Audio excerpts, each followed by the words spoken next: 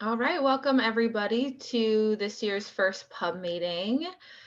Just as a reminder, this meeting is a meeting of community volunteers tasked with advising council on items related to the Water Bureau and the Bureau of Environmental Services. Under Portland City Code and by state law, the Portland Utility Board is holding this meeting electronically. Board members and relevant city staff are attending remotely, electronically, or by phone. And of course, the city has made it available for the public to listen to the audio broadcast of this meeting. The meeting is being recorded, and we'll have the public will have opportunity to provide public comment during the public comment portion. And you can always submit written testimony to the board by emailing utilityboard@portlandoregon.gov. All right, and so PUB beliefs, values, and anti-racist principles. PUB believes and acts upon anti-racist principles in our meeting spaces and interactions with PUB. While every person has the right to share their personal perspective, we stand against wrongful conduct, particularly any conduct that is targeted towards people that are made vulnerable by systemic inequities. This means stepping up as a community when there is wrongful conduct and fostering a space of learning and growth. And, we put our principles into action by speaking up and speaking out, knowing that each person is empowered to maintain the culture of the Portland Utility Board, and that we focus on the impacted individual or population and condemn the conduct, not the person.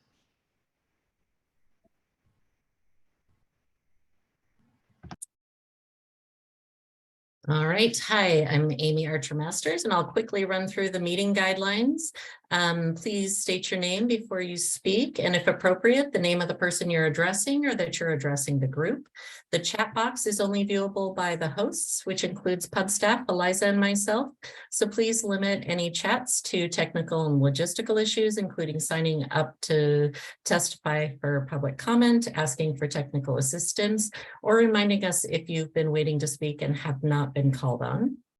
The raise hand function is primarily used by the board. Co-hosts may lower your hand just to maintain the flow of the conversation. During public comment periods, the public can also raise their hand and you'll be called on when appropriate. If you're connecting by phone, you may need to press *9 to raise your hand.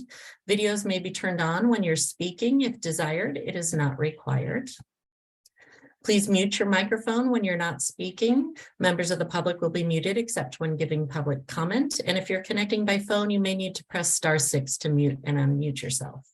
As mentioned, public comment will be taken early in the meeting during the public comment period.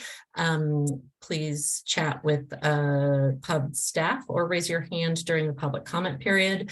Public comments also available just prior to any formal board vote after a motion has been made and seconded by board members.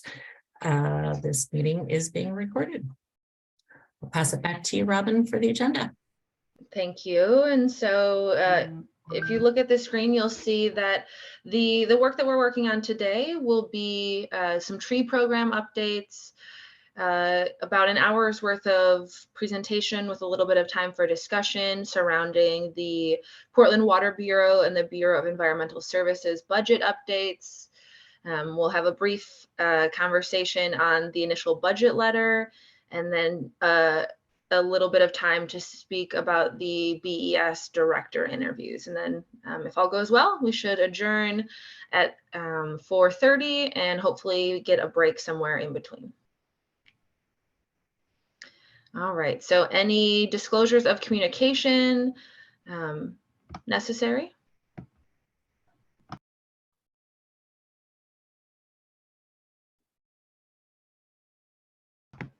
Go ahead, Tom. Well, I hope this is necessary. I just wanted to follow up. On December 20th, I zoomed into the Lake Oswego City Council meeting. And as I had mentioned in the past, I had a conversation with Farshad earlier than that at another time. And I just wanted to say I did learn some things that are new and will have a bearing on the either recommendations or suggestions that I will bring back to the board at a future date. And that's it. Thank you. Thank you. And go ahead, Christopher. Yes, I have been requested to be on the panel representing ASME 189 for the director recruitment. That's it. Thank you. Are there any other disclosures of communications before we proceed?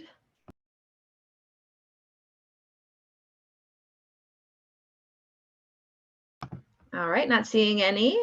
Let's move to public comment.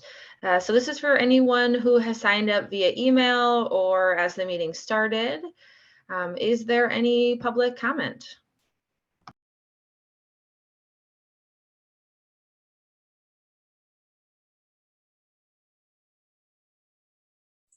I don't believe we have any, so I think we're good.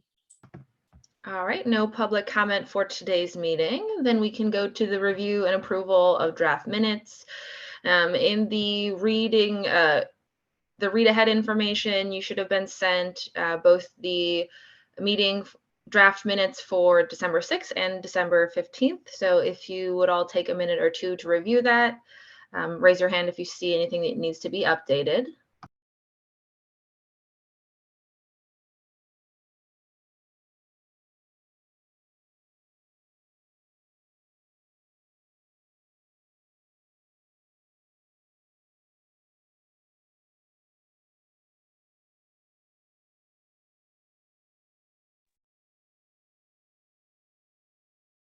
All right, I see Tom's got their hand raised. Go ahead, Tom. I just wanted to share at the end of the last meeting, it says that I was going to make commendations, and I think that should read recommendations. It's just a typo. Thank you for that catch. I appreciate it. You're welcome. Thank you.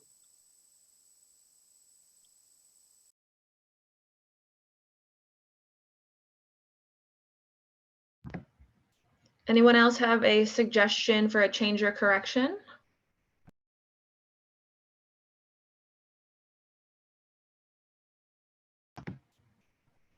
All right, as long as no one jumps in, seeing none, the minutes are accepted with the suggested changes. Has Karen arrived for this portion yet?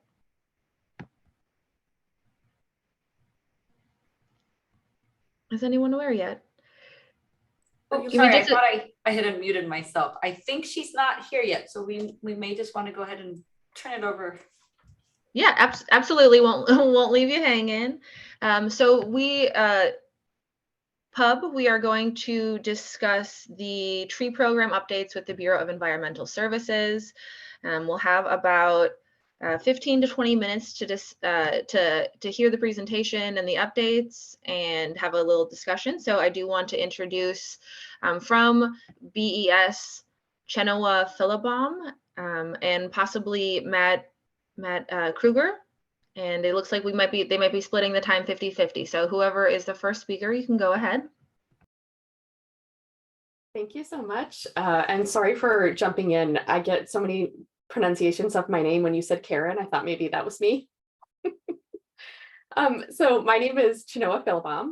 I am the Community Partnerships Division Manager at BES, which is a division that also holds the Environmental Services Tree Team. And I actually had the pleasure of coming to Pub, I believe it was a year ago, to provide an update. And so I am back with some equally fun news. And with me is Matt Krieger, and Matt leads the Environmental Services Tree Team. So I'll provide a little bit of introduction, but ultimately Matt will be the bulk of the information that you'll receive today. But I wanted to let you know, I think the last time that I came about a year ago, I came with the news that we were in conversations with Urban Forestry, which oversees the tree canopy for the city of Portland, to work out some details on where we focus and what work we do. And so we do have an MOU that has been signed. And so I just wanted to bring that to you. Eliza, did I share a PDF with you of that MOU? I don't think so yet, but I can share it after the meeting for sure. Perfect. I will send it to you directly, and then you can send it out as part of the minutes. And so that MOU has been signed by both the director at Parks and also the director at BES. And it really does outline specifics around where we share common goals and where we share common outcomes and common standards of work, and also outlines where there will be differences. And so it specifically denotes that BES will be planting on private property, which BES has planted on private property before, and that will be our focus. And that urban forestry has, you know, multiple areas where they plant, but they will have the sole focus on the right of way, including the street trees and any other city right of way, except for natural areas that are owned by BES. So it was really fun to kind of go through each of those pieces. So you'll be able to see it when you get that PDF. But I just kind of want to outline a few things that are in there that are of note.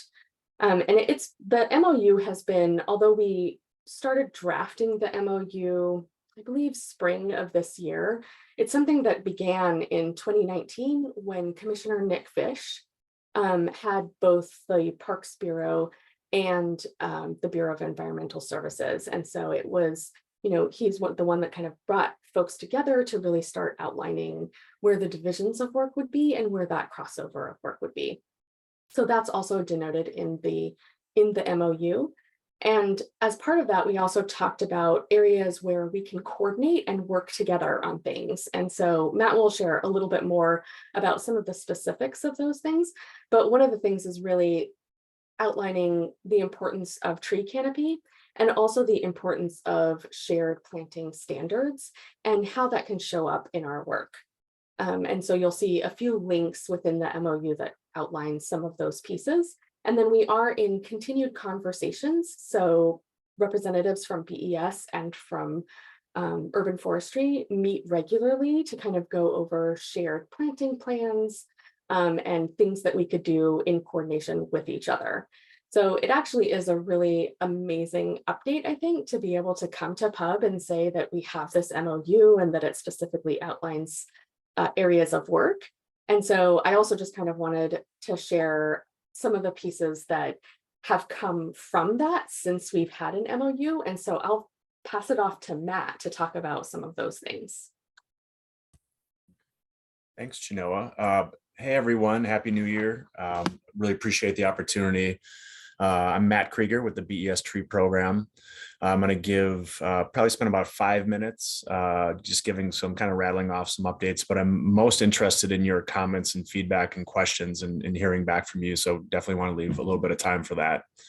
One of the developments that's come out of, and a lot of credit to Chenoa for building the relationship with urban forestry, and we've got much improved conversation. And one of the things we're working on together with them is a joint request for proposal. We both have expiring tree planting and maintenance contracts that are expiring after this next summer of watering. And so we're jointly working on the specifications, and we'll have a review team and hopefully have the RFP out by spring, new price agreements by late summer. And it's going to be a huge improvement. We currently both have our separate price agreements, working with some of the same contractors. It's going to help get all our scheduling. Contractor capacity is a challenge, getting the people to plant our trees. And so getting all that dialed in, that's going to be a huge improvement. So super excited about that. As far as a general planting update, so as Chenoa mentioned, forestry has taken over street tree planting. We did a lot of that for a lot of years, but now we're focused on private properties, which offers a lot of great opportunities, advantages. It's exciting getting beyond the curb and sidewalk street frontage into some properties where we can depave, we can plant a lot bigger trees. It is a lot more hands-on. We're working with property owners on their property. So some more hand-holding, a little bit more time, but we are getting these higher value trees overall. I want to just mention a couple examples of who we're working with. We have a mobile home park that signed up. I'm super excited. personally developing that plan, walking the site, working with the management and the tenants to find places for trees to go that works for everyone. So that's a great example. We have a floating home community up on Hayden Island that's signed up. Ajinomoto Foods in the Slough watershed, a couple of huge properties, and they're very excited about getting trees.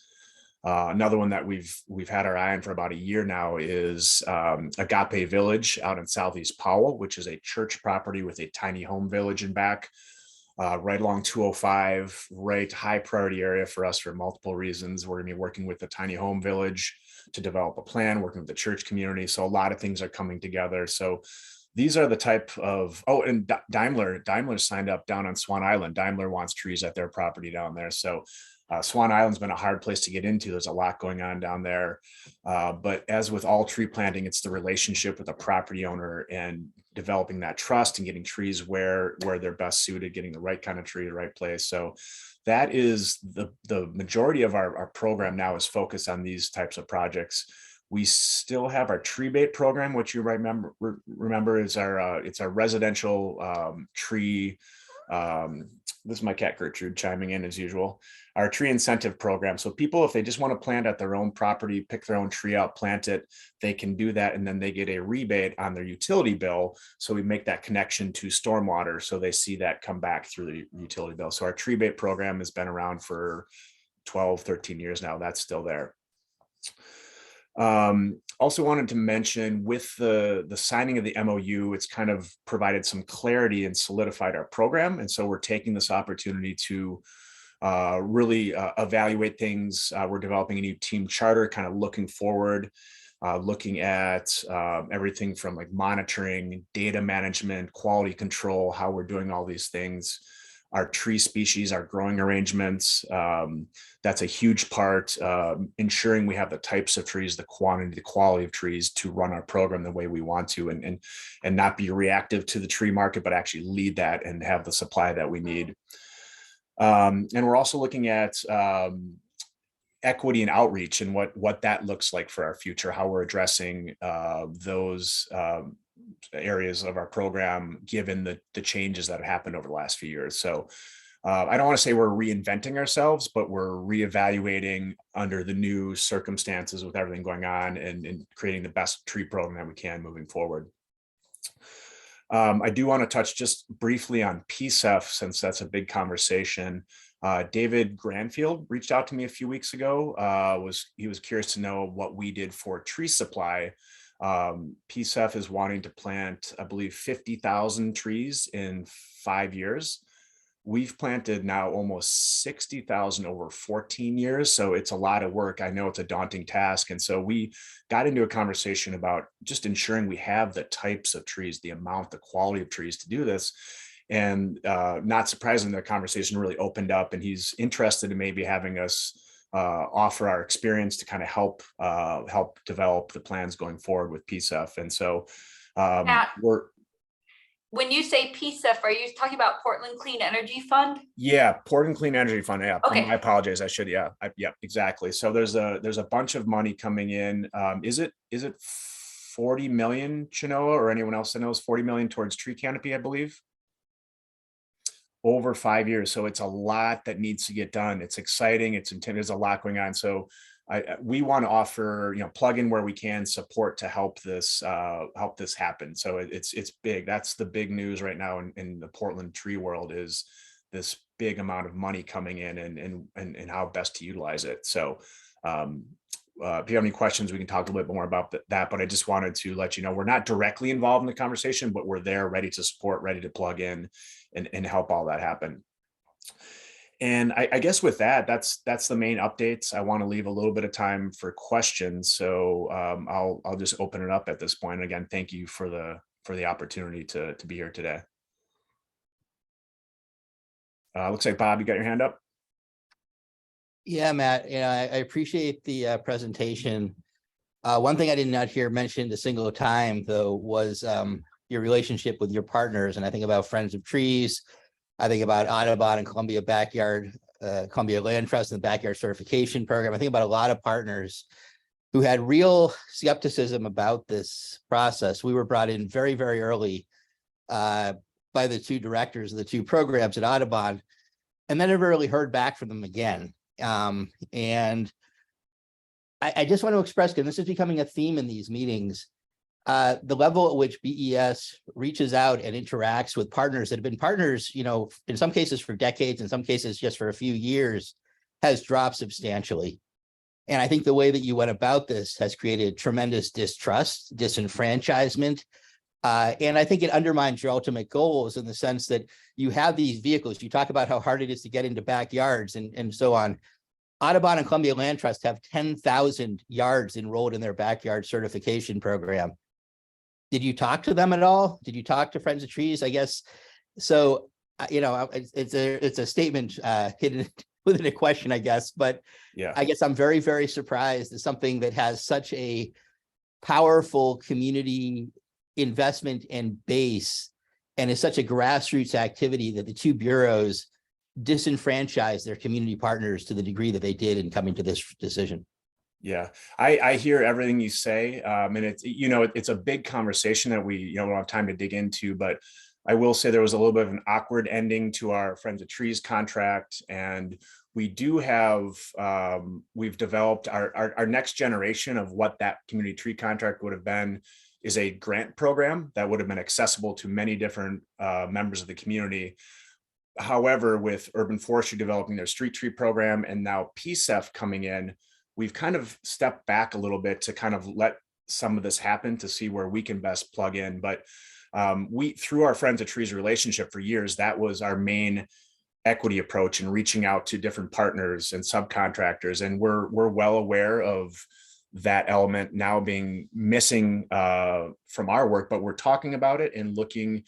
We've connected with Connecting Canopies recently, and we're trying to find our best way to plug back in. We have got a much smaller team. We're down to 3 full-time staff now. And so there have been a lot of changes, and that's not an excuse at all. But we are waiting kind of in a little bit of a holding pattern to see how PSEF comes in, and not necessarily trying to take a leading role in that, but really support and use our experience to make that happen the correct way or the best way possible. So I think that's the short answer, but we're definitely aware of the changes that have happened over the last few years and the volunteer base that took so many years to build up. And we don't have that element of community volunteer tree planting Saturday mornings that you know, Friends of Trees have been doing for 30 years. It's much decreased at this point. And we are absolutely interested in rebuilding that relationship, building it up again and re-engaging. And Friends of Trees almost certainly has to be involved with all this funding coming in. I don't see any way that Friends of Trees can't be involved with in a bigger than ever way in the years ahead as PSEF funding comes in. We need to get the volunteers mobilized again, the community building, that almost certainly it just has to happen.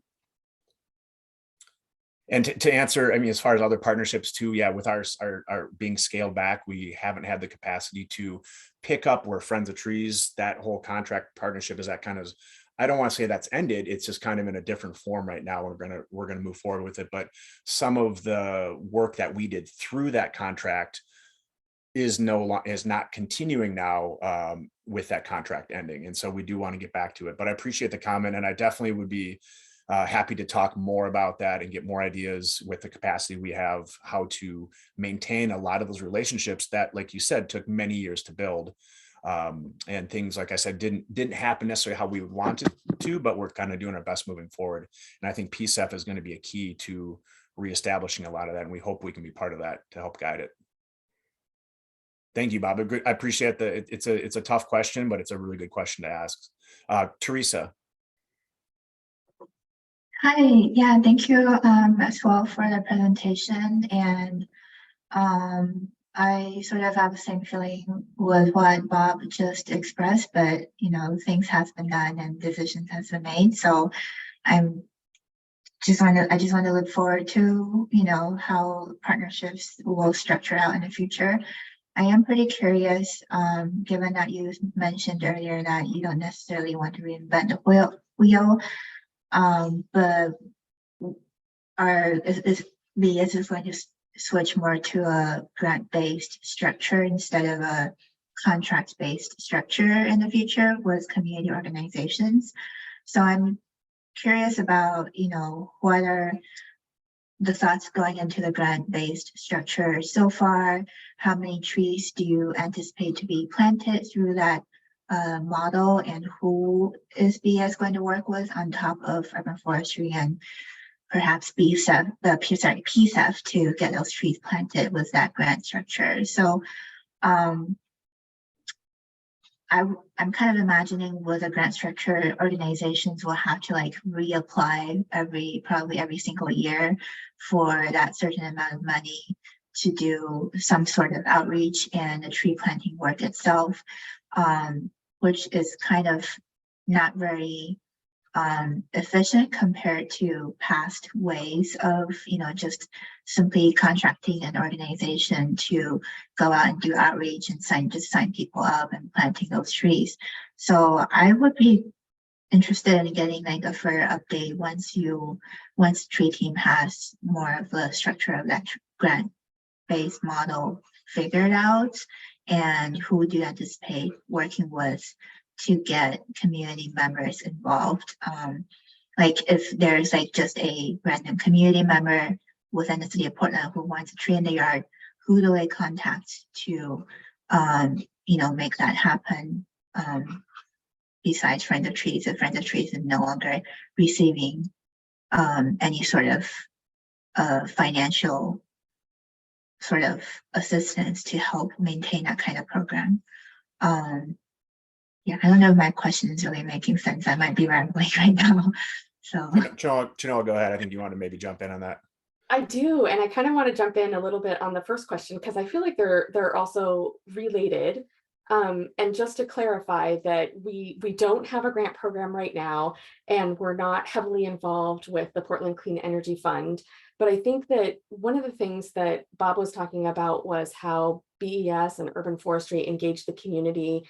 And there's been so many conversations happening simultaneously and so much passion about tree canopy. And I think one of the things that feels like it might be missing is some of the coordinated pieces. And so right now we are in a space where, we always felt like our BES always felt like the tree program that we ran was really large in the community, and it was. And then looking at the commitment that the Portland Clean Energy Fund is putting forward for tree canopy makes the BES program pretty small in comparison. And that on some level is incredibly exciting. And so we are in this space where we're looking at that to see how does this move forward and what gaps does it create? So it would be, how do we engage in that, and or how do we engage with the community to fill in some of those gaps? And so I think that we're in that space right now of waiting to see, what it will look like. I 100% hear both of the comments around engaging the community and then not following back to share, to continue the conversation and share with the community in that decision making. And I think there's that recognition of all of these multiple simultaneous conversations that are happening. I see Bob's hand is up, so I'll mute. Well, if anybody else wants to go, I don't want to lock people out. I see Christopher has his hand up. Yes, just a quick question. So is this going to be a grant pass through from like the feds or something like that? Or is BES going to be using BES funds to do this grant program you're discussing? Do you see the difference between the two? I do. We don't have a grant program at this time. If we did, we would be pivoting, as we said, contracts to grants. So it would be taking BES dollars and using the same dollars we currently use for contracts and then using them for grants, or using a portion of what we use for contracts for a grant program. Because there's this much bigger actual grant program that happens through Portland Clean Energy Fund and is currently happening, we're waiting to see what we wouldn't want to duplicate those efforts, especially duplicating it in such a small way when it can happen on such a grand scale. And so we're looking to see where those dollars are spent in the community on canopy. And then we can take a look at, our smaller piece and say, are there smaller community gaps that we would be able to fill? Right now, those dollars are contract dollars, and a portion could be used for grants. And I just want to add, I almost shouldn't have said it, but the comment about our grant program was more in response to, with Friends of Trees contract ending, what we had envisioned, what our future could be. Let's respond to the community more and make our funding more accessible to different groups and organizations and property owners. That's what we were thinking, but the timing, as Chinoa just described, with PSEP coming in, that's when let's put this on the back burner and kind of see how this goes and see how we can be most useful, not create a small redundant program that's really not needed. So we kind of dialed back on that, but that was more of a response. Our vision for the future is to be more letting the community lead and where do you want trees? How can we do this and responding to that? So that was the vision, but now that's on hold. So I think for the most part, we do not have a grant program developed right now. It's very much back burner, and we're waiting to see where we can plug in with urban forestry and PSEF and help all this big effort move forward in the years ahead. Hey everyone, this is Robin. In order to stay on schedule, we may have to have Bob and Tom actually email in their questions. Unless, Tom, it's just a quick one. No, it's not. So I'll just, I'll mail it in. Thank you. All right, I appreciate that. And yeah, just want to thank Chenoa and Matt for offering this tree program update. I believe in a personal conversation that I had with Tom, they said that the last time we discussed the tree program was like the first meeting of September of last year. So be mindful that if you want to do a little bit of background on the work that we've already discussed, you should be able to look into early September. And yes, just thank you again, both of you for giving us an update today. And we look forward to just being part of the continued conversation. Thank you all so much. Yeah, thank you. Please send us the questions. We're very happy to talk more and answer any questions. So please hit us with everything you want. We're ready for it. Thank you so much. All right. And so I think the next thing on our agenda is one of those larger things that we'll be doing for the first quarter of this year, which is working on the budget. I believe the first round of budget updates is with the Portland Water Bureau, and we have Gabe Solmer here. And I think we'll have about a half hour for presentation, update, conversation, and just be mindful that what we're working on now as a board, we're going to be focusing on like high level for development in this first budget letter that we'll be working through this month, and we'll have more opportunity to kind of go in depth and more detailed information in the upcoming months. And so, yes, I believe I'm also welcoming Cecilia from Portland Water Bureau as well. And yes, whoever would like to speak first can go ahead. Thanks, Robin. This is Gabe Solmer. I'm the director of the Portland Water Bureau. Thank you so much for the time today. And Happy New Year to everyone. It is really nice to see you all or just your names. I will try to go through this. As Robin said, this is going to be a high level overview. I just want to kind of tie some things together for you. Please feel free to ask me any questions. I don't have too many slides, like Robin said, we'll go through this at a high level, and we're happy to come back with a more tailored presentation to get to any of your specific questions. I'm also just going to mention, as we're pulling up those slides, that there's a lot that we still don't know. I know it feels like, at least on the water and BES side, that we've been working on budgets for a long time, and that's true, many months. I know that Pub has been also very interested in the items that come up and make their way up into our budgets, but there's also still a lot of information coming in from the mayor, from interagency agreements, overhead funds. All of that is still coming in to us. So I will just beg your indulgence in that I don't have a lot of specific numbers for you here because those things are changing. Happy to get them to you, but hopefully the presentation will just more be focused on our overall process, where we have incorporated information, and then we will get to the more specific information, as Robin said, later in the year. And we have a little bit more about that timeline in the presentation. And I apologize, Cecilia or Eliza, who's adding the slides? Or Amy, sorry. There we go. Excellent. Okay, perfect. Thank you so much. So we can move to the next slide. All right, so I always like to do this with presentations. You may have seen this many times before, you may not have, but I just like to start with kind of our guiding statements. These are the things that I always go back to as we're making these difficult decisions, as we're focusing in on these documents, which are going to direct a lot of our work and our decisions for the year to come. I want to go back to say, what is it that we have committed to our customers, to our community? What is our mission? What is our reason for being here? And does our budgetary documents, do those support that? Are they moving us further towards our vision or further away? Are we meeting our commitment to equity? This is a similar statement, a lot of the same principles as PUB has stated in their commitment to equity. And then I won't read through all of the values. You are welcome to have this presentation so you can go back and look at them if you desire. But, you know, just looking at these values and always tying back our budget to, are we particularly using our money wisely? Are we controlling our costs? Are we doing the most that we can to make our system stronger and more resilient? And are we doing that in a way that honors our responsibility, for example, and builds these relationships?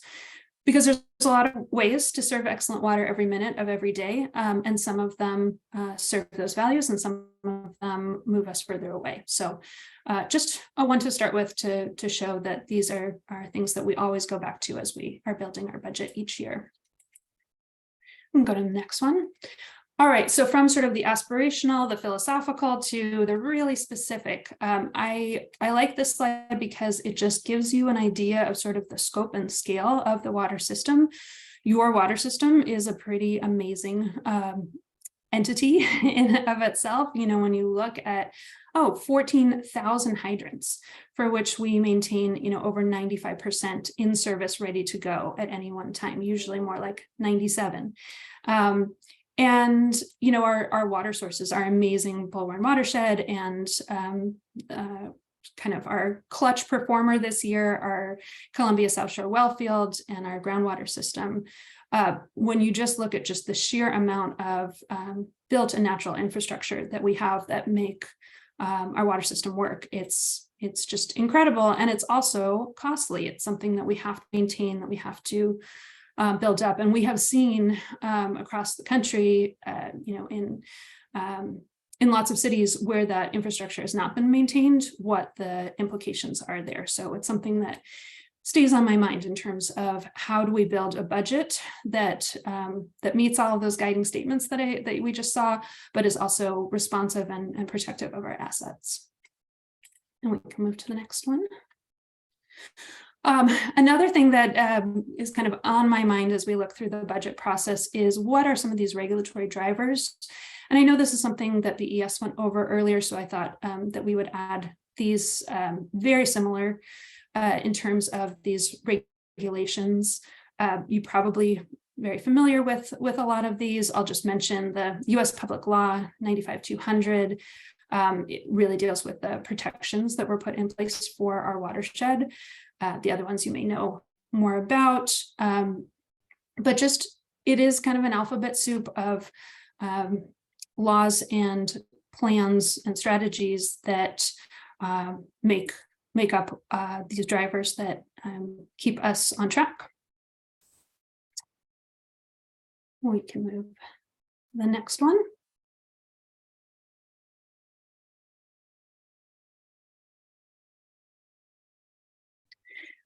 So again, from sort of that very broad brush, legal framework, things that we have to meet to stay into compliance, to serve water, to some very specific areas. Well, and not all of these are specific, but they're all things that do drive the work that we do for our budget in terms of where our mayor, commissioner, and council are. So these are things that our commissioner has talked about really for both bureaus: rate stability and predictability. We want to see a smooth process. We don't want to see kind of spikes and valleys in our rates. This is something I know Commissioner Maps has talked a lot about, and Pub has talked a lot about, is affordability, and not just affordability, but really a focus on those most in need, most vulnerable in our customers. Something that, again, I think we all share an interest in is equity and inclusion, both for our workforce, but also for the communities that we serve. Climate action is something that we've talked a lot about at Pub, and the council has certainly made a priority. And then homelessness and livability, it's a daily topic for the council, and something that we need to think about for the operation of our system, and for really ties into sort of that affordability. So what are we doing for houselessness and homelessness prevention? How are we contributing to the burden on households? And really kind of leading to community safety and sort of public health in that piece. So a lot of issues that we are that we have in common with the mayor and with our commissioner. I'll move to the next slide. And then I just added these in. These should look very familiar. These are your Pub values and key framing. I won't go through them all, but themes emerge and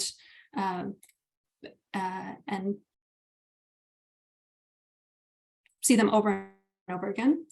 But I'll just pull out sort of the climate crisis and climate justice. Again, you saw that in the mayor and commissioner's priorities and focus. It certainly has been one for the bureau, and then really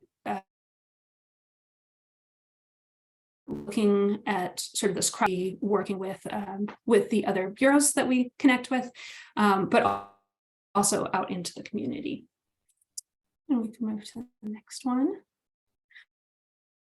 So again, these are not the only areas. You've seen those, but these are the ones that I kind of wanted to pull out. The ratepayer affordability on that is one where I saw that alignment between both the Water Bureau and BES, a shared commitment there from our council, from our commissioner, and from Pub.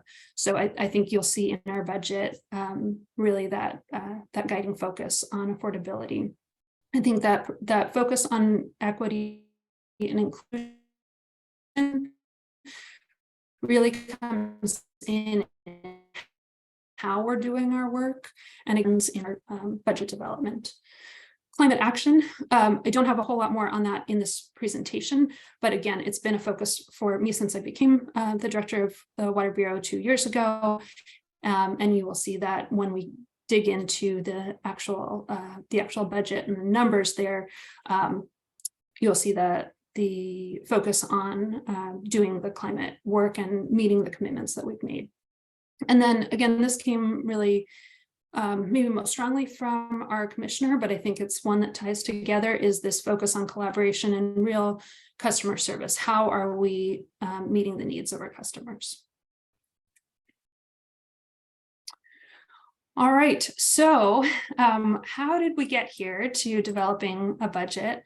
I think that one of the things that you may not know about the process at the Water Bureau is that really what we have, what we started with the advent of COVID was really seeing some significant external factors that affected us almost immediately when COVID happened. We saw reduced water usage. Restaurants and other businesses were closing. We've seen high inflation. We've all seen that really in every sector of our lives. We've seen supply costs go up, particularly for construction, but also for just hydrants, for pipe that we use. All of these costs are going up and increasing much higher than inflation. Then we so what did we do with all of that information? We have held positions vacant in our last 2 budget cycles. We've reduced spending. And then we call, I guess it's sort of a whimsical name, but a musical chair approach, which basically means that we have said, where is the highest need for the Bureau? Where can we kind of make those changes? So for instance, we couldn't give tours of our watershed due to COVID restrictions. So we had positions in our education, tour guides education program. We moved those positions to areas that had higher need. Now, it's not necessarily that someone who was hired to be a tour guide could then be an engineer or work in our lab, but we made sort of those musical chair dominoes to get people into areas where they could do the most good for the Bureau, given what our priorities are now. So those are some of the things that we have done to hold the Bureau steady, given all of these external costs and pressures. We also, I think, in my research, we are, if not the longest, the utility who has held and suspended debt recovery for the longest time. We're up there. I have lots to say about that. I think it has been a mixed bag, but certainly it has helped our customers in the short term. Something I'm really proud of has been the work that we've done both with small businesses, our small business program for utility relief, that's SPUR, our float program, and our match program, which have been for our residential customers.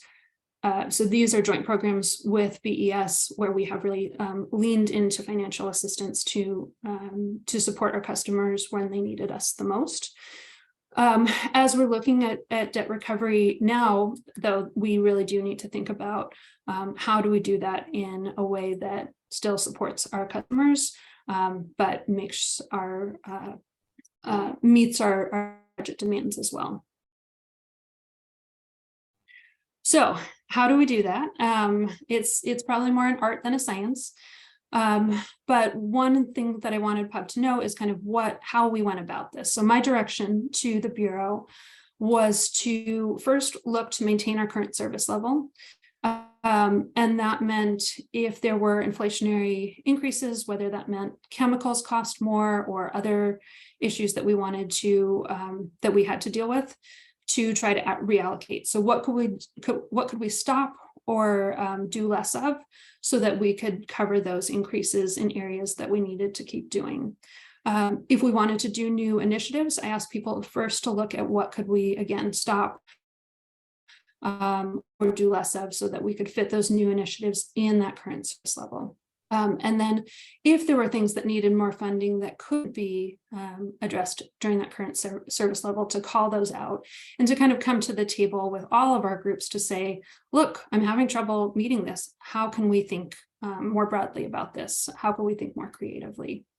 And then also to be really clear with people that we were only considering new requests for these key priorities for regulatory compliance. So if there was something that if we didn't put the resources towards it, we would be out of compliance or and affect public health, that was obviously something we would need to address. We also, and Pub has heard a lot about this, our strategic plan and our equity plan, we are in the implementation phase for both of those. And so those are recommendations that have come out of that process over the last 3 years, and we wanted to see how many of those we could actually get to implementation. And sponsors of those teams reviewed those and brought forward, I would say a mod are in. And then, as I mentioned, affordability. So if there are new requests that are going to help us address affordability, understanding that anything that we add to our budget obviously moves the affordability needle the wrong way, we wanted to see, are there programs that we need new employees to run, but those programs will address affordability, or are there data resources that we could use? So that was the direction. Sorry, go ahead. That's what we have been working on most of last year. Then we got the mayor's budget guidance. It did come a little bit later this year. I believe Pub has seen this. I won't read that wall of words. Again, you will see this, but I'll just call out a couple of things.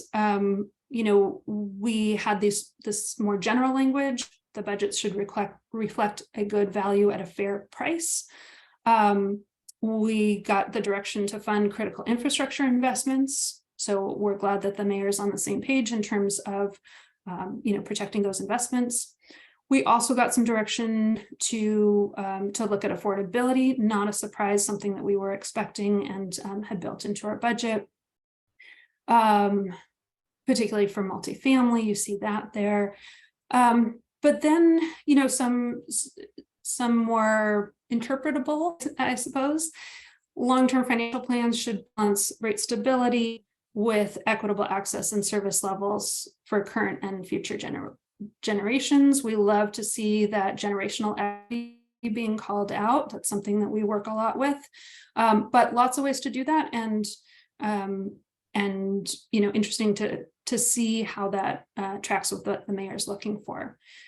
And then really, I guess that should say, provide options and trade-offs to keep rates more consistent with the forecasted levels. That's going to be the interesting one to see how that works, as the forecast didn't include a lot of what we're seeing now in terms of inflation and other rising costs. So that's the mayor's guidance. I think BES has a very similar slide, so I will just go over this briefly to say, some of the challenges that we face should not surprise you, the inflationary pressures that I talked about. But also bond rates is another area of challenge. Bond rates have been rising, and that increases our cost of borrowing to fund our capital work. And we have a very large capital project, as you know, with our filtration. In terms of water usage, that continues to trend lower than what we have planned. We haven't seen that rise up to pre-pandemic levels. That's a trend we're seeing nationwide, but it is something, if we are selling less water, then that each unit of water would have to cost more to maintain that same service level. So we're looking at that. We do have past due balances continuing to grow in terms of collections. That's why we are looking at a lot of different ways to do debt collection and to work with our customers and programs to support them through this. And then again, this is some of our late breaking news in terms of internal city services. We have much, much higher costs than initially thought for services that are provided within the city. So think of things like fleet or technology or security for our facilities, and then things like general fund overhead that funds BHR or our legal costs, that sort of thing. So much higher cost there. Just some of the challenges that we're working with. All right, so what does that all come down to? You take all of that information and what does that come into for our budget? Well, some of this information is coming in really, in the last days and weeks. So I don't have specific numbers for you because we are crunching those as we speak, but we will meet the mayor's budget guidance. I can commit to that. What we're doing in terms of making some of those decisions, those difficult decisions about what we fund, is really using an equity lens to understand, again, what moves us closer or further away to our equity commitments. We have a really extensive equity plan, 5-year plan that we are moving through. And so looking through that implementation. And then also things like building in those pathways. How do we create more entry-level positions and take away some of the burdens of those positions so that we can hire people who don't traditionally move into these areas? We've had a lot of success moving people, once people are into the Bureau, moving them throughout the Bureau and throughout the city into positions where they can really be really impressive, and they just need that entryway. And so that's part of our budget this year, is trying to develop those entry points. Another lens that we'll look at other than equity is areas where we really have tightened our belt over the last 2 to 3 years now, and what needs to have increased capacity. These are areas where we have asked people to do more with less. That's not physically possible. And so we need to address those areas that really have been short of resources, at least in the short term, and understanding that we can't keep kind of running off of the cliff and not looking down and expecting to stay up there. So looking at when you see our budget, you will see those areas that have not had resources in the short term be more resourced.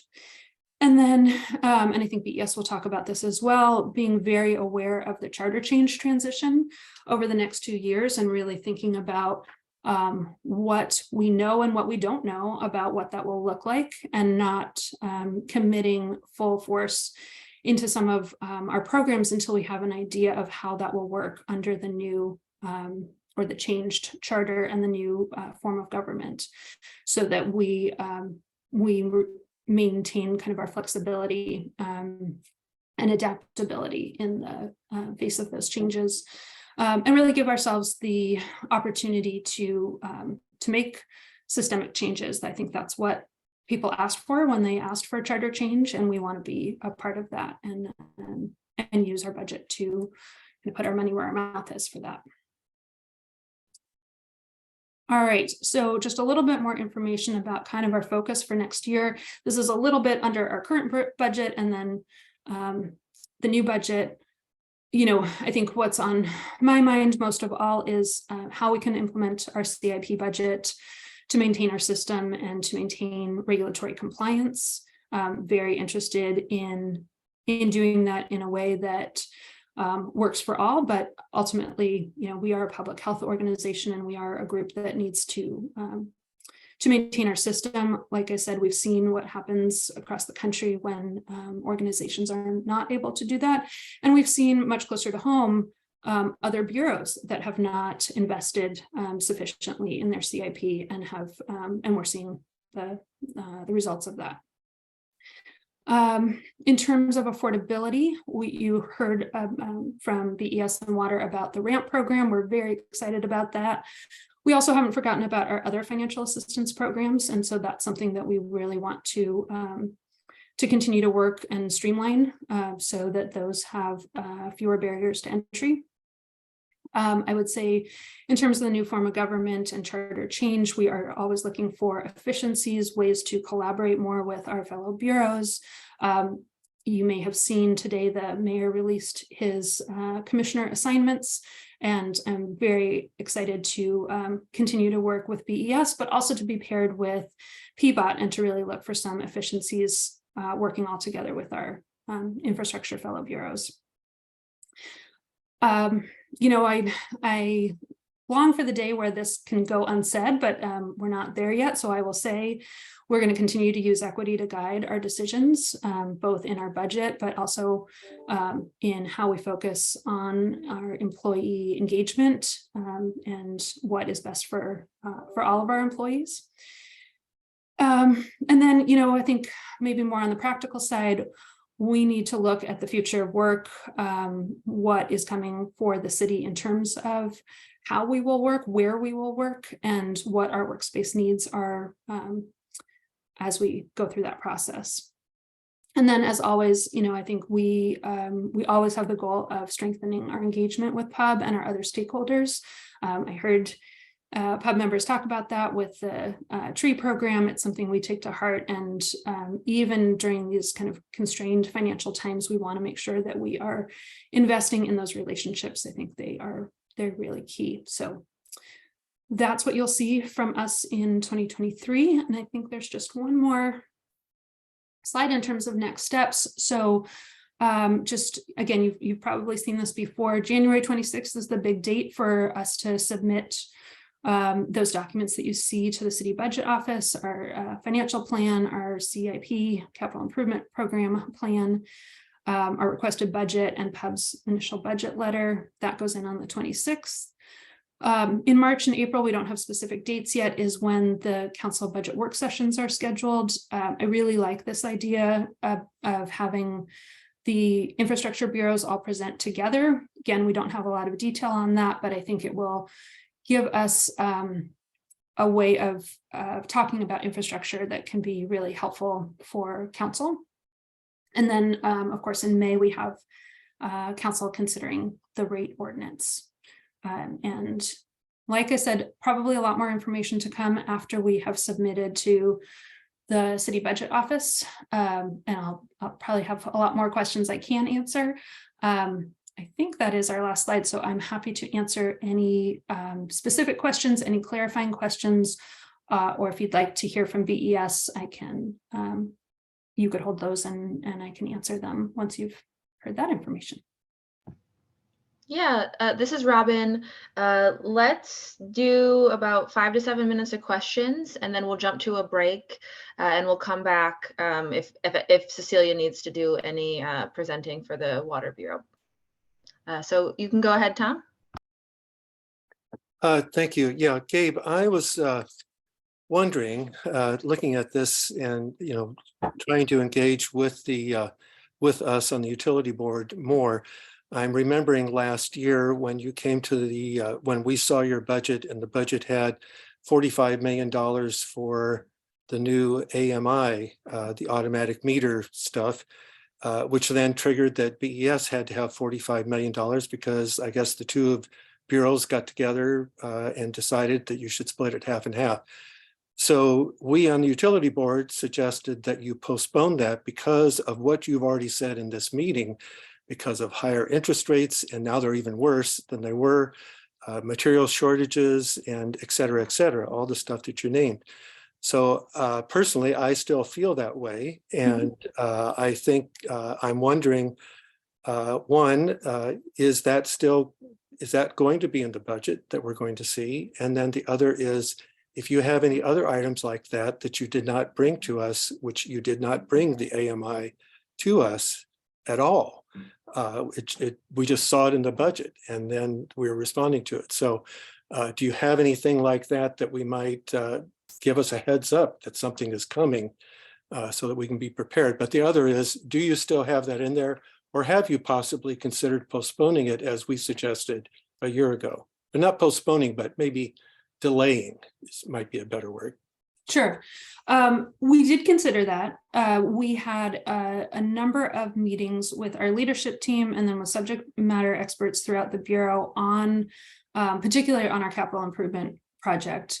We're in a little bit of a different situation than BES. BES has a number of capital improvement projects that they're working on. We have really one big one, and then a lot of little ones, and maybe one other mid-sized one, which is Willamette River Crossing, which we can certainly talk about. And I know we need to do some follow-up on once we get through some of this budget work in terms of bringing you some answers on that project.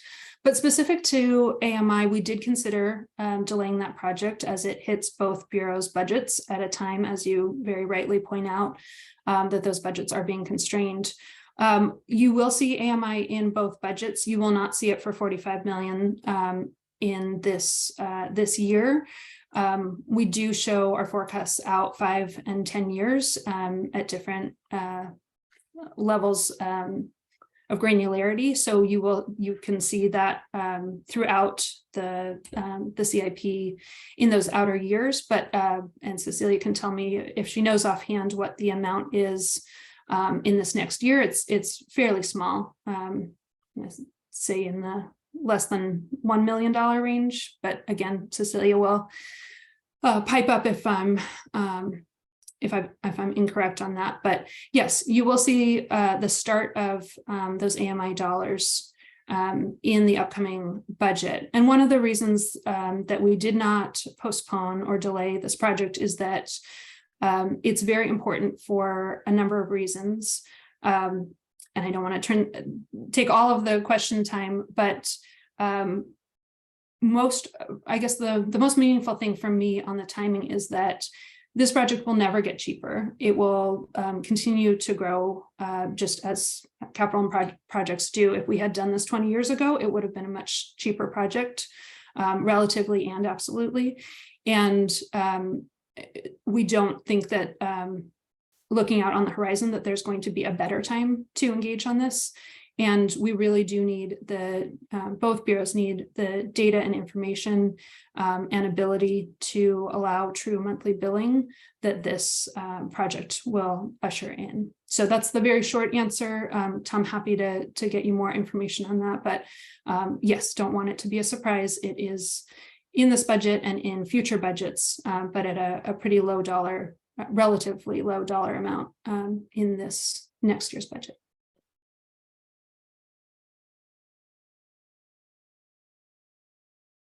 Thank you.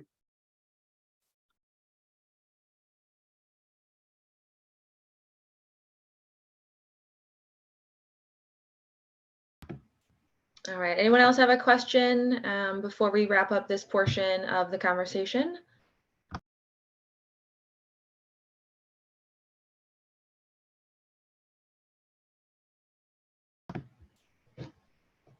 All right, not seeing anyone jump to it yet, but as always, please do send out follow-up questions to Eliza and Amy, and we will most definitely pass that along. And just thank you, Gabe, as well as Cecilia for being here for today. And with that, I actually think that we are going to go on a 5-minute break and have everyone come back at 3:45 to continue the conversation, but specifically with the Bureau of Environmental Services.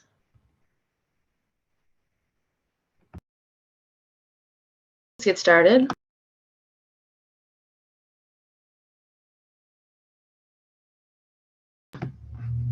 All right, so welcome back, everyone. This next portion of the conversation is going to be about the Bureau of Environmental Services. It's a continued conversation on their budget updates as we work towards our pub recommendations.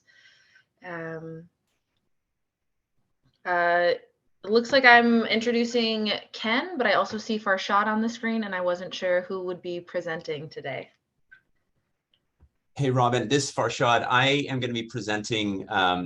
Ken is online if I muck it up, and Don Uchiyama is also online. So we have a full cast if necessary.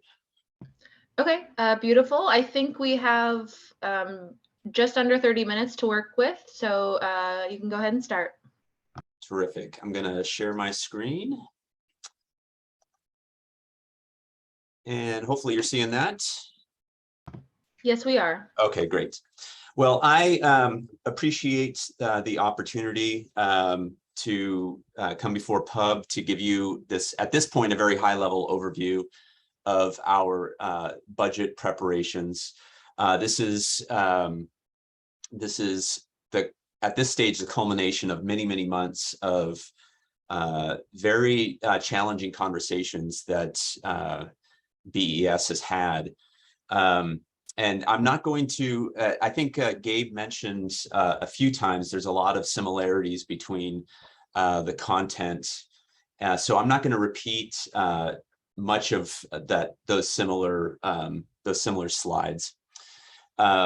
but I'm just going to jump right into what I think has been for everybody a very challenging 2022. And from a budgeting perspective, this past year has really served as a wake-up call to BES in terms of the financial and operational environment that we're operating in, what our obligations are to our community, and really challenged us to prioritize our work so that we can meet those customer expectations, as many of them as we can, within our current set of means, so that we're minimizing our impact to ratepayers. So I just want to go through a few bullets about what we're facing, and these aren't new. I think we've been talking about this with Pub for several meetings, but I want to acknowledge that we are maturing a capability within BES that has given us a broader and deeper insight into the conditions of our assets. We have implemented a very rigorous asset management and portfolio management process within the Bureau, and it's helped us to identify the conditions of our assets and characterize those assets into portfolios to help us manage them in a more coordinated way. And that work is, you know, when you lift a rock, and sometimes very ugly things come out from underneath it. And it's important that we look at the condition of our assets and act appropriately.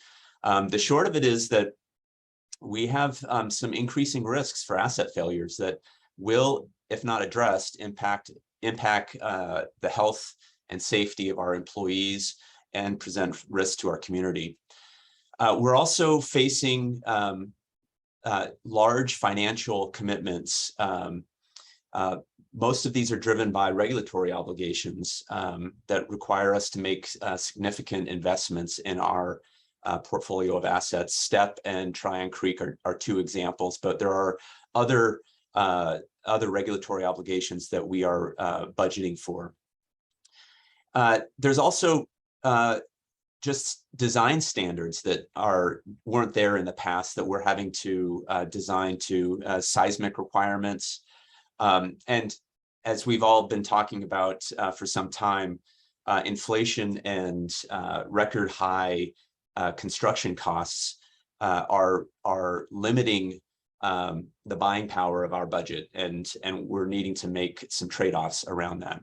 This is all ultimately impacting our ratepayers, and we're trying to find ways to control costs, but also to expand affordability programs so that we are blunting these impacts on our most vulnerable community members.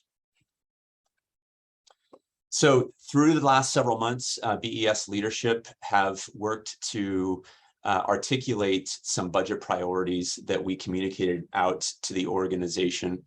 The five priorities are here: employee health, safety, and security, addressing critical asset failure, and addressing needs at our non-process facilities.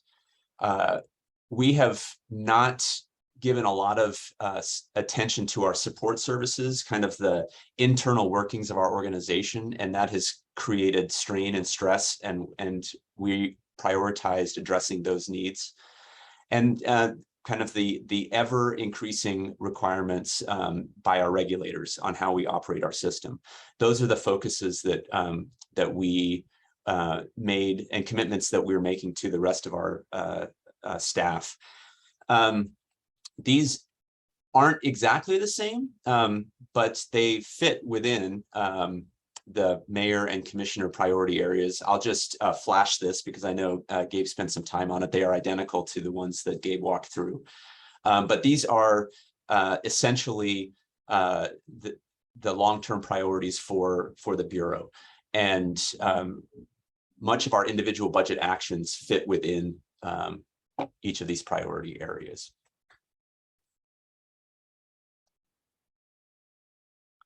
So the specific objectives we tried to we're trying to achieve in this year's budget are to advance our equity plan priorities, to increase awareness of health, safety, and security issues. This is both in terms of having the right amount of staff focused on those topics within the operation, and making sure that we are investing in the infrastructure so that the environment that our people work in is safe and healthy. We're going to continue to mature our asset management and portfolio management practices. We've gotten a lot of very, very helpful insights from these practices that are driving our investment decision making over in this budget, and will continue to in the coming years. We need to ensure regulatory compliance and environmental leadership. These are kind of the essence of what BES is, and we've been talking about that in different contexts. And I think the challenge is for us to remain leaders in this space, even as we are facing these very difficult financial constraints. How do we balance our trade-offs so that we don't fully retreat from this role as being an environmental leader in our community, while still making the essential investments in our core infrastructure, which every Portlander benefits from. We need to support our affordability efforts. We'll talk a little bit about this. Gabe spoke about how important this is. As our costs increase, our first direction to staff and to our budget writers was to live within our means, to try and offset new needs by becoming more efficient or doing less of other things, in a sincere effort to keep our services affordable. That's not totally possible. We're looking to need to increase our rate revenue to offset some of these financial pressures, but we're going about rate increases, we feel, in a very reasonable and steady way, so that we're spreading the shock of the current situation over years and not seeing a very sharp increase in rates. Financial planning is essentially what we do 18 months out of the year. It's a nonstop process. We joke about our 18-month budget process, but I want to be clear that financial planning is not an annual process. It's we're talking about 5 and 10-year horizons, and our asset life is measured in decades, if not 100 years. And so we have to think about things in those terms, on those timescales, and make appropriate investment choices, and not be buffeted by annual financial decision making.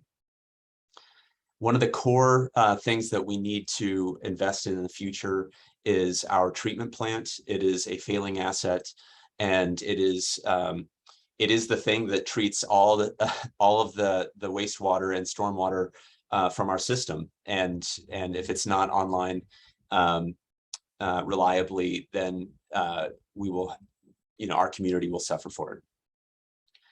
One of the things that we're trying to do to promote long-term financial sustainability is to not have all of these burdens, financial burdens, rest solely on the backs of our ratepayer. So we are pursuing alternative revenue sources more aggressively than we have in the past. That looks like seeking WIFIA loans for large capital programs. Our resource recovery program, where we are capturing natural gas from our processing of wastewater and purifying it and injecting that back into the natural gas system, is nearing completion, and we hope to have that be an actual revenue source for us very soon. We're also looking to match our investment needs in capital with more direct funding from federal sources.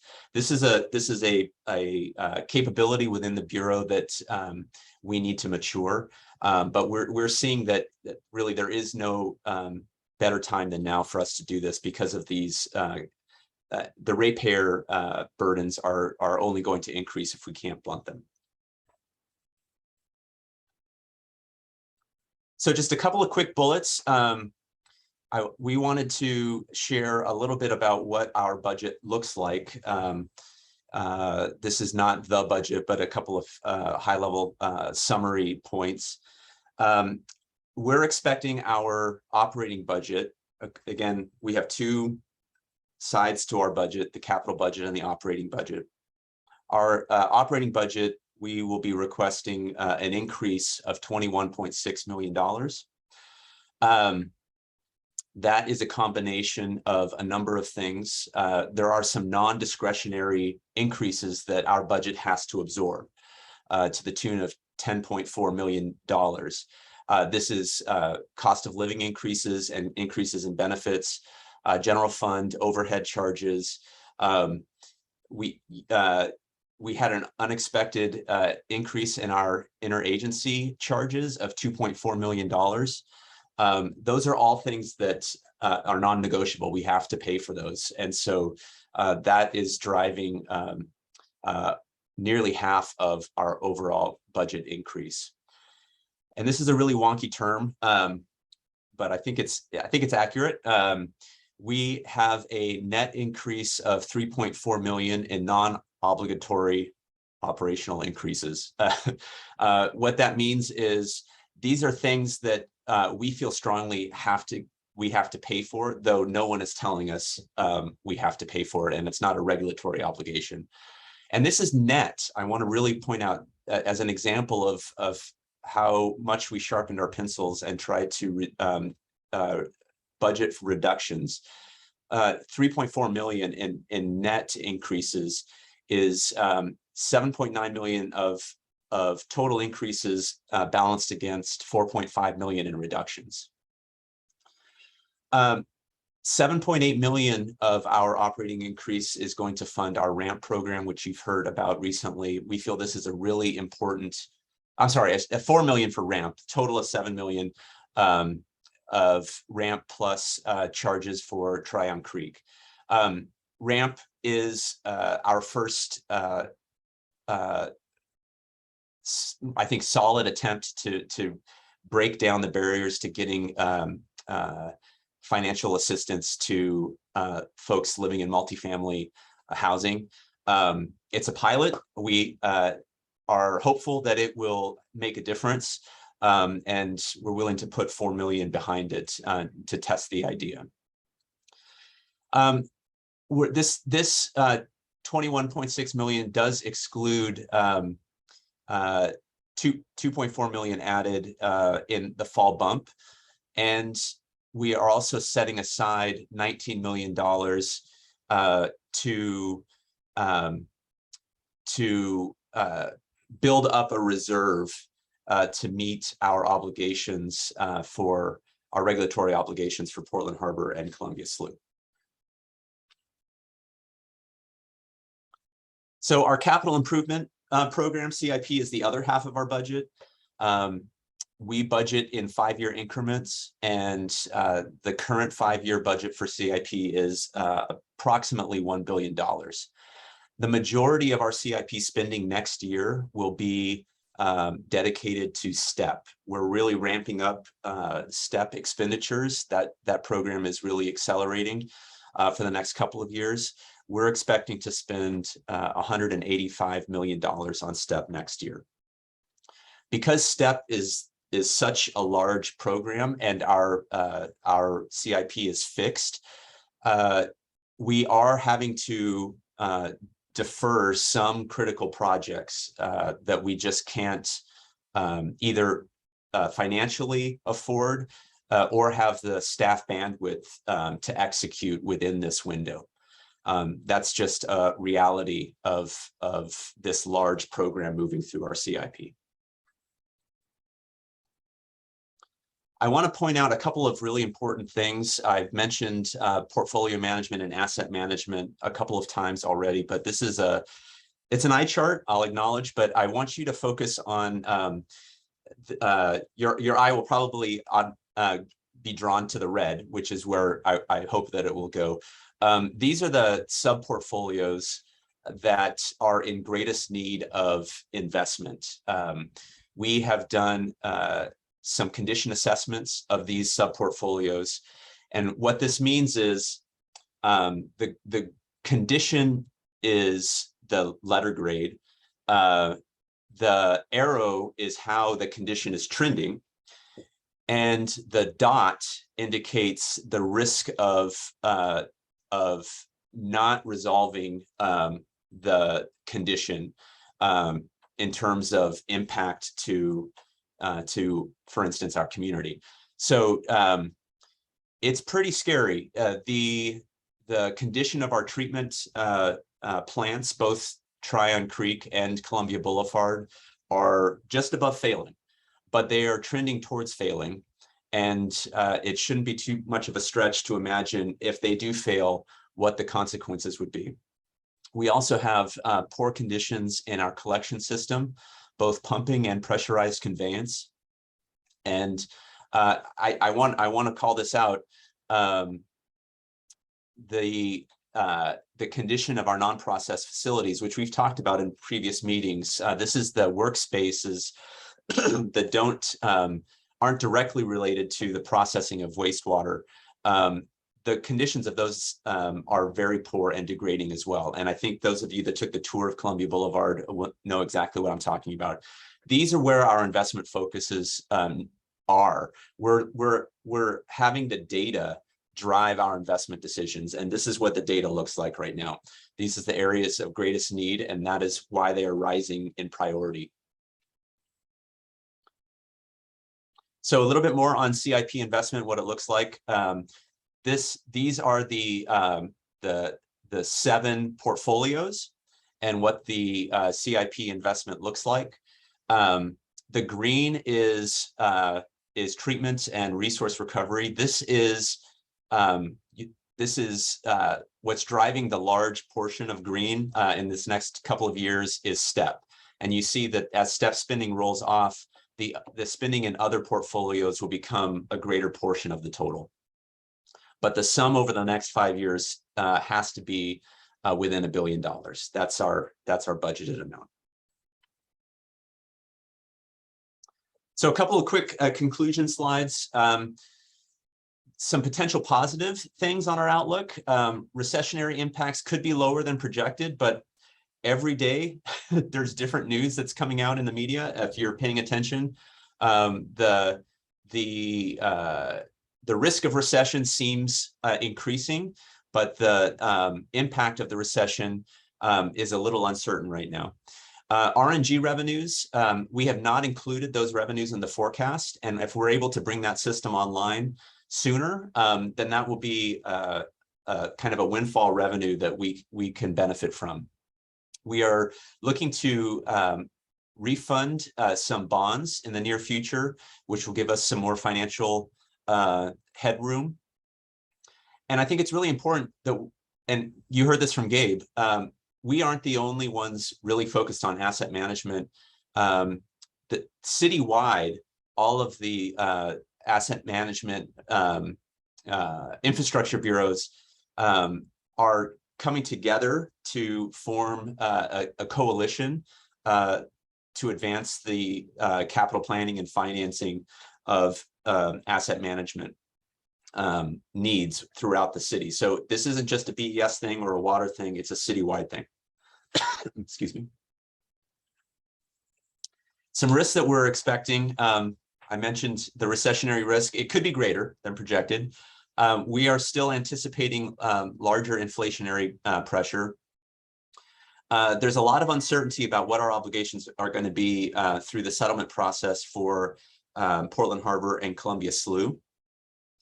And we have experienced and we expect, though we do not know where, what unfunded mandates might come about that we're required to pay for which will just reduce our ability to fund other work. So in the next 12 months, we'll continue to advance portfolio management to help us coordinate our understanding of what our needs are, our priorities, and where our investment focus needs to be. We're going to continue to focus on our existing budget, and that is slowing down or stopping areas that aren't high priority, so that can help us focus in other areas and free up resources potentially. We'll be looking deeper at vacancies from a staffing perspective and seeing if we can't reallocate those vacancies to the areas of higher need. We're going to focus on our new form of government. This could present some opportunities for us to have to achieve some shared efficiencies between the infrastructure bureaus. The return to work model and our workspace needs is an open question right now. I think we do have some opportunities to consolidate our workspace, but some things like number of hours required per week are some outstanding issues that need to be resolved that would help us enable some of that benefit. And I think I just want to end that we need to strengthen our engagement with you all as an advisory group, as community members. I think it benefits both bureaus to have a stronger, productive working relationship with you. And I think that starts with a deeper understanding of what we're trying to achieve and the values we're trying to bring to the community. And to receive that feedback from you all is really essential. So I appreciate you listening, and I'm happy to answer any questions.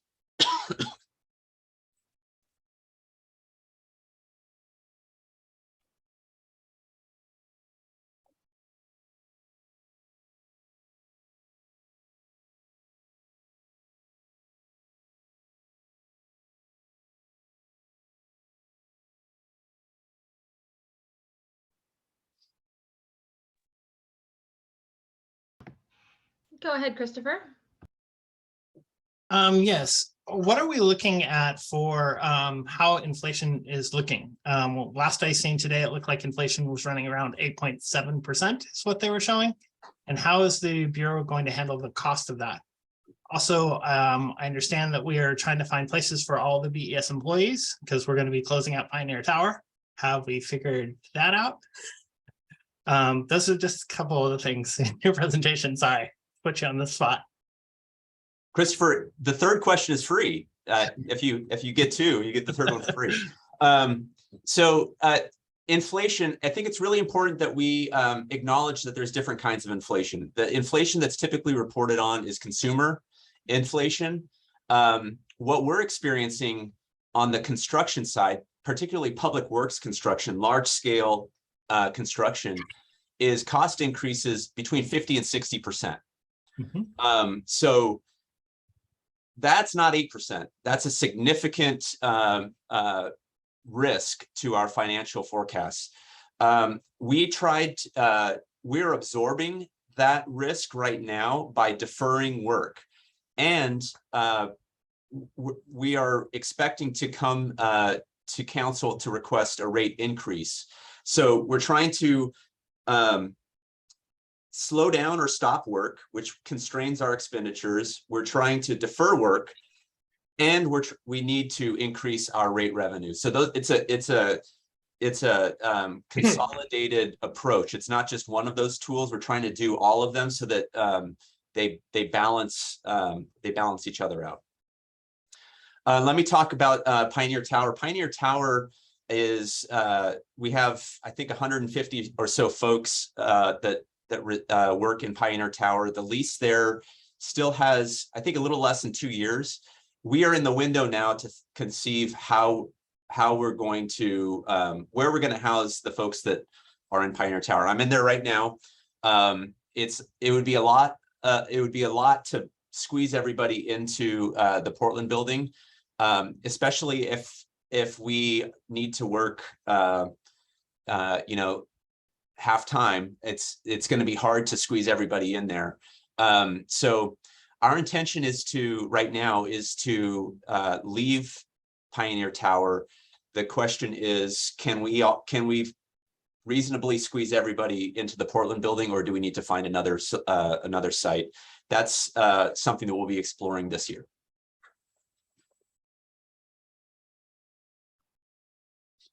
Hi, Tom. Hi, Farshad. Does anybody else have a question? Because I can't see everybody's. I don't want to take somebody's place if they have a question. I think it's just you, Tom, but we're gonna likely have you as the last question for this portion and do any follow-up via email. So go ahead, Tom. Thank you. So Farshad, in your presentation, you mentioned the term or phrase unfunded mandate. It's been a long time since I've heard that phrase.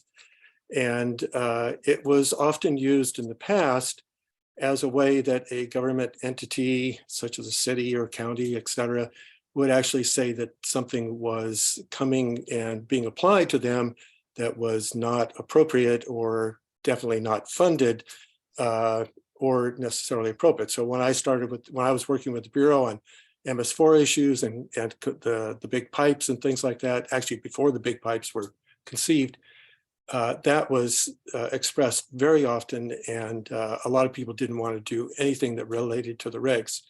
So my question is, if I use those things from my past, I get a negative feeling from you using that term.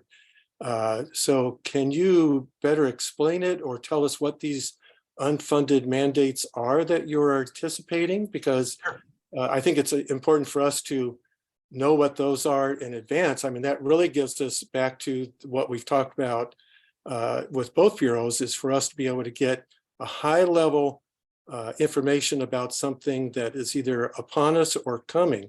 And this is the perfect time to tell us, what do you think these unfunded mandates are, so that we can start getting prepared to understand how we would look at them and compare that and share it with how you guys are looking at these.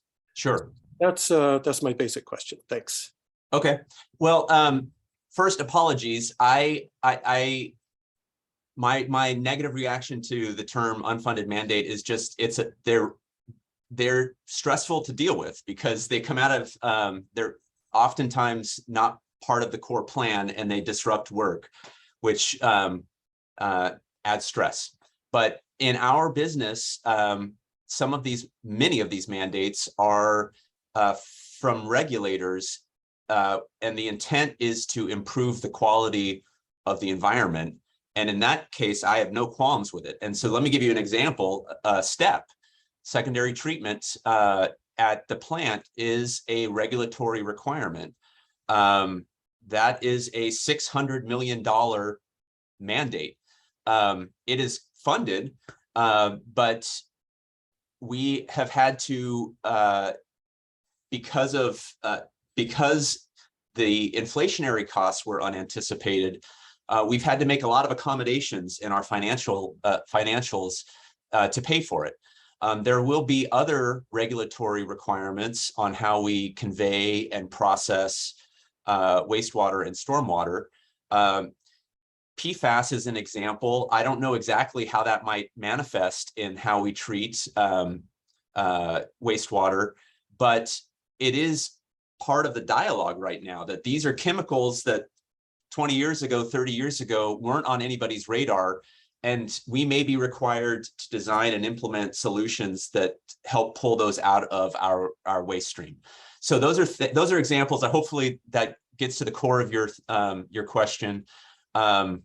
Because we're talking about infrastructure on a large scale, these unfunded mandates tend to have very large price tags associated with them. And so as much advance warning as we can have helps the planning of the paying of it. Can you tell me what mandate you know of in the history of how we work on environmental issues has ever been funded? How many mandates have been funded? In other words, if you know of one, there aren't very many. So again, well, we pay our bills, Tom. I'll just say we pay our bills. They may not be funded. There may not be a funding plan when we first learn of it, but we create one. And often, ultimately, it's on the backs of the ratepayers is how we pay for it. finance it, and then the ratepayers pay off the principal and interest on those loans. Right. But when you use it, you're basically saying that the regulatory agency that is making this rule is not funding the rule or the requirement. Of course, you're getting the money. We've done that. I mean, that's how it all works. But I just want to caution that I don't know how many people out there have a thing with that term, but I do. I won't use it again. So I would, yes, I would. Unanticipated financial obligation. How about that? Yeah, something like that. Right. Okay. Thank you. Okay. Well, I think that'll be a wrap to this portion. So thank you, Farshad, for presenting and dealing with our questions.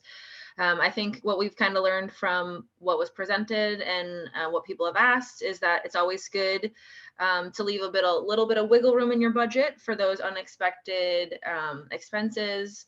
And it'll be our job as pub to really glue all of this information together, to lead with our values going into this budget season, and making sure that we're always staying as aligned with the goals of the bureaus and the mayor as we can, while being community focused.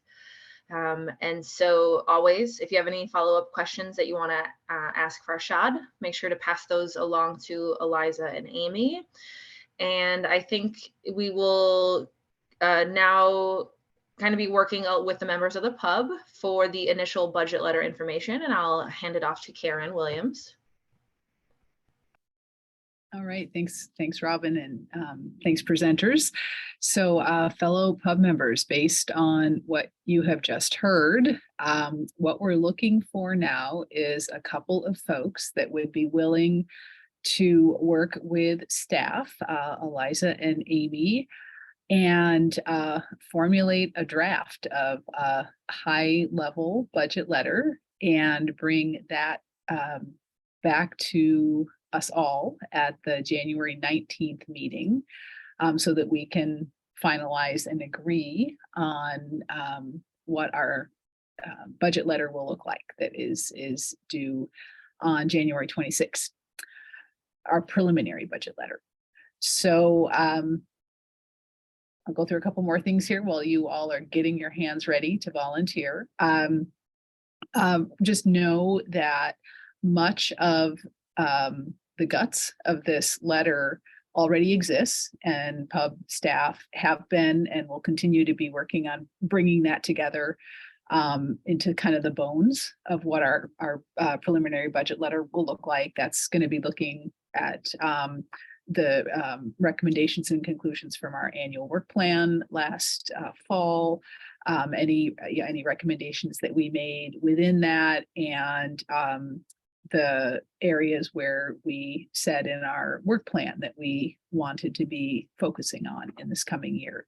So that information is all written down and will be, again, like I said, the sort of the bones or the framework of the budget letter. Then we'll be adding in your all thoughts and reflections on the presentations you heard today, as well as the presentation that BES gave us last month.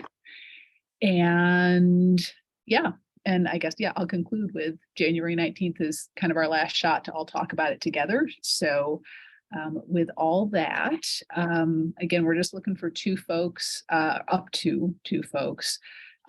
So again, that you can, kind of meet on your own schedules, and there, it wouldn't be a public meeting because there would just be a couple folks working with pub staff. So questions or volunteers?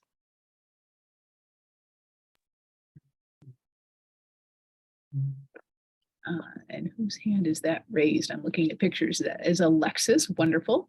Thank you, I just have Alexis. Question. Okay. A question. Sure. I am interested in helping, but I have a question first. Can the assistance be provided asynchronously, or does it have to be as in like via email and kind of on your own, or does it have to be done in a meeting like setting? And if it can be done and if it needs to be done in a meeting like setting, can that take place outside of normal working hours? So yes to all of those questions. I mean, it doesn't have to be like all the 2 pub staff and the 2 volunteers don't have to all get together and have a meeting. There probably would be, it would be helpful to have some time when the 4 folks could kind of talk and ask questions and, you know, confer directly. But much of the work could in fact be done in writing, you know, commenting on documents, adding in, you know, suggestions and that sort of thing. So does that help, Alexis? Yeah, that's helpful. I would be interested in helping, but as a new pub, I guess I'm still going to call myself new. You get to do that for about 6 months. Exactly. Then... I was like, I'm getting to the end of that. But as a new pub member, I would appreciate also having someone who has been through this process before. As well. Absolutely. Karen, this is Amy, and I can't raise my hand, so otherwise I would and wait to be called on. But one thing that I also wanted to just point out is that if there are others who wanted to share any input or things that they wanted to highlight, they also can email that information to myself and Eliza, and we'll make sure to kind of filter that information into the letter as well. And provide that to any of the volunteers. Absolutely. Thanks, Amy. Yeah, I didn't mean at all to imply that only 2 people can send input, but if we are going to kind of get together and work as a team to formulate like an actual draft, that should just be up to 2 people with pub staff. But absolutely, like if anything from the, again, questions that, well, not just so much questions, but sort of reflections that came up today and things that you want us to emphasize in the budget letter, you send those to Amy and Eliza, and the team will get those compiled. Tom, question or volunteer or both? Comment and volunteer. I think I did this last year, and I'd be glad to do it again. And to me, it can be as simple as you know, exchanging a couple emails with the documents and the drafts, and then looking at those and offering comments and suggestions, etc. As you said, Karen. So it's not really very hard. And with that said, since I'm saying it's really not very hard, and if anybody new wants to volunteer to do it, I would be glad to step aside. But if not, then I'd be glad to do it. Oh, we have Alexis, who for at least for another month or so can be called new. So that sounds like a good team to me.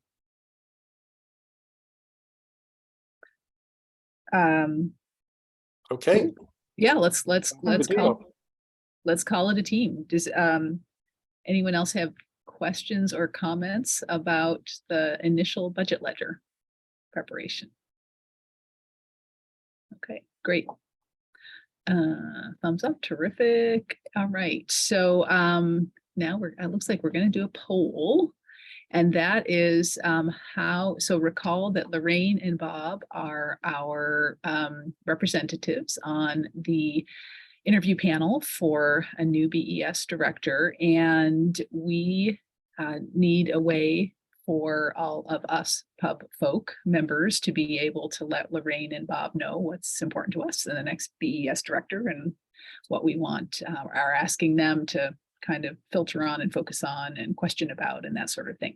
So we are, anyway, that can happen a number of ways, and it could happen all of those ways, right? We can just individually send thoughts to Bob and Lorraine about, hey, focus on this. This is important to me in the next BES director. We can each of us send info and ideas to Amy and Eliza, and then they can compile them and send it on to Bob and Lorraine. And we can, you know, any pub member can certainly pick up the phone and or email Bob and Lorraine kind of one-on-one and just say, hey, I'd love you to focus on this. This is important to me. We're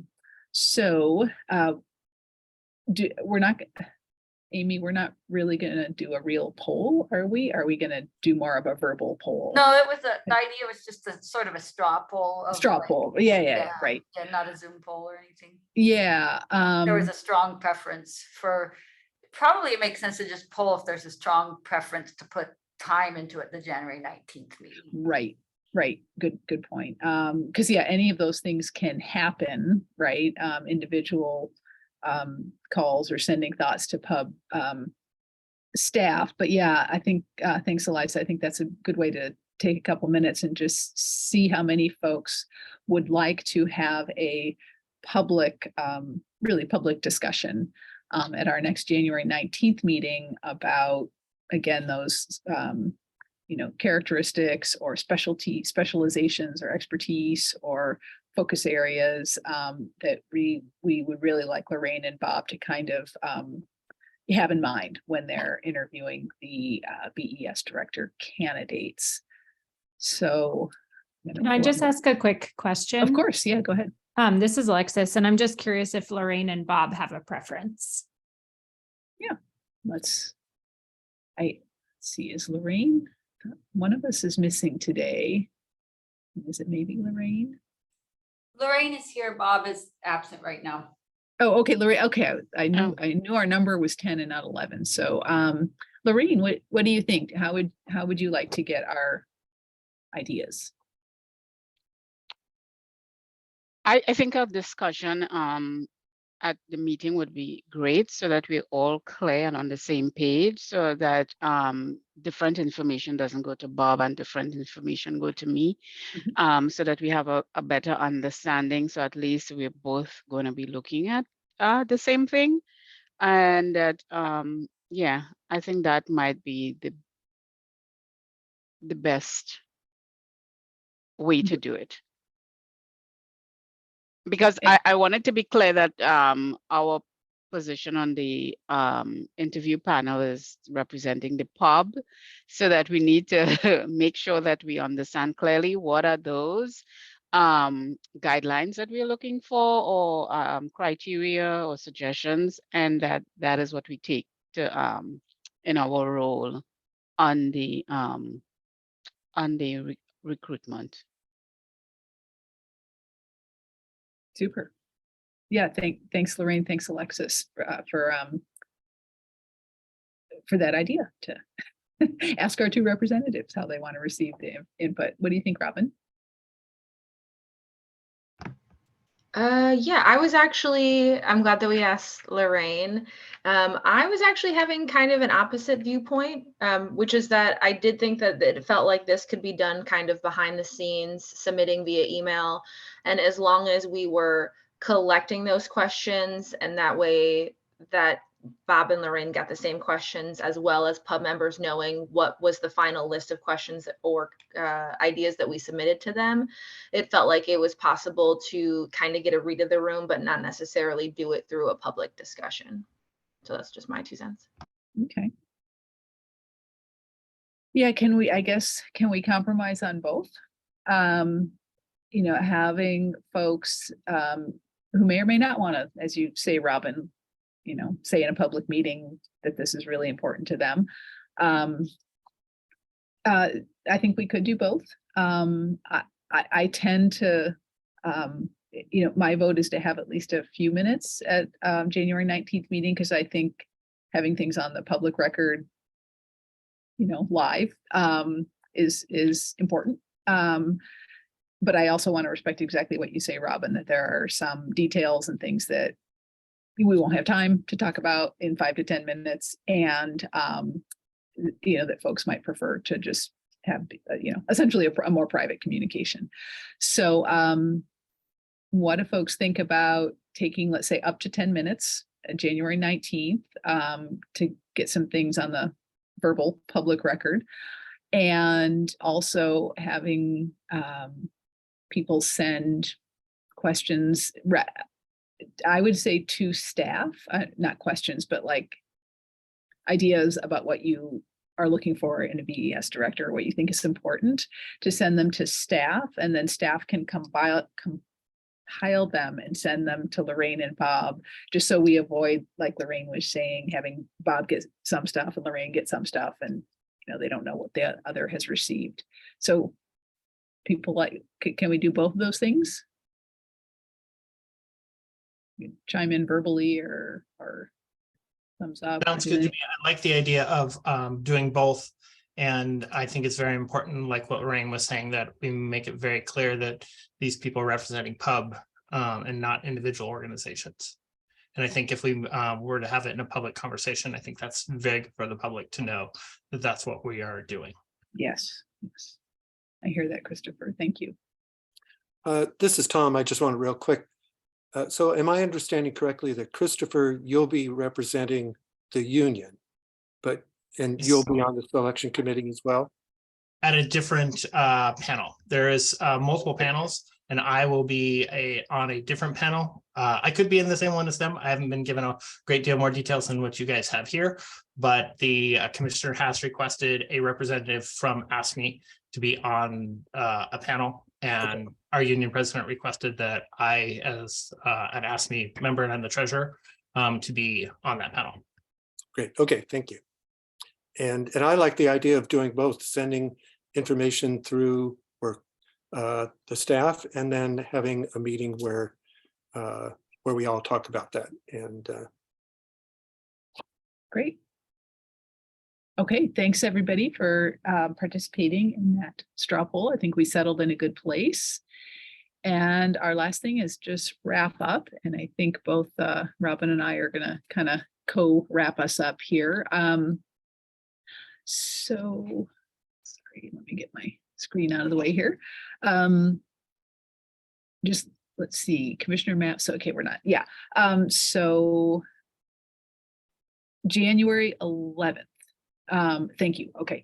So on February 7th, we have Commissioner Maps scheduled to come and talk to us, and not just talk to us, talk with us. And we talk with Commissioner Maps about looking ahead to 2023 and commissioners' priorities, our priorities, and really kind of roll up our sleeves a little bit and have some good discussion. So in light of that, that's going to take some planning, and the co-chairs and pub staff are going to be meeting on January 11th at 8 a.m. Is that right? I think. No, I'll chime in real quick. No. Okay. Yeah. This is a request that you all send your ideas to pub staff by January 11th, 8 a.m.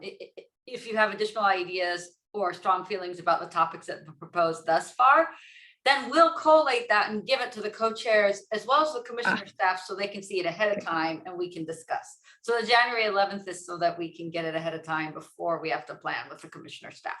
Right, because we are meeting the co-chairs. You have two meetings, Karen, one the week of January 11th and the one the week after. You're busy. That's what I thought. Okay, that's what I thought. But this January 11th is different. Okay, so yes, so ideas about what you want to talk about with Commissioner Maps, please do send that to staff by January 11th. And okay, thank you for cutting me off there. Super.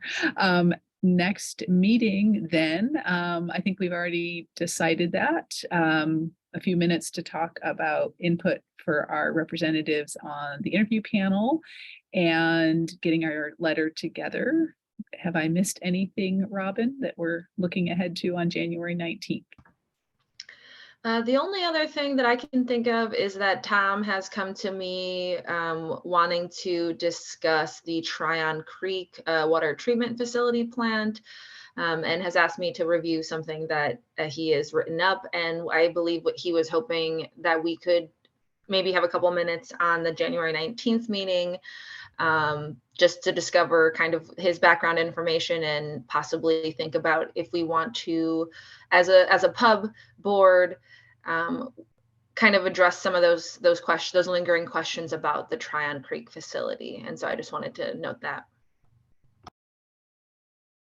Okay, and maybe we can, Robin, you and I and staff can kind of talk about that at our meeting the 11th week and see if, because maybe that would fit into like budget letter prep. I mean, there might be a couple things we pull out of Tom's recommendations that end up going in the initial budget letter, just saying. So yes, that may be something to add on January 19th. Anything else for the good of the order? Sorry, gotta get my participant screen back up. Looks like not. I don't think we're missing anything. Are we, Robin? Nope, I'm not seeing Hands any raised. hands. Okay. It looks like we have successfully got to the end of our meeting and we're only a couple minutes over.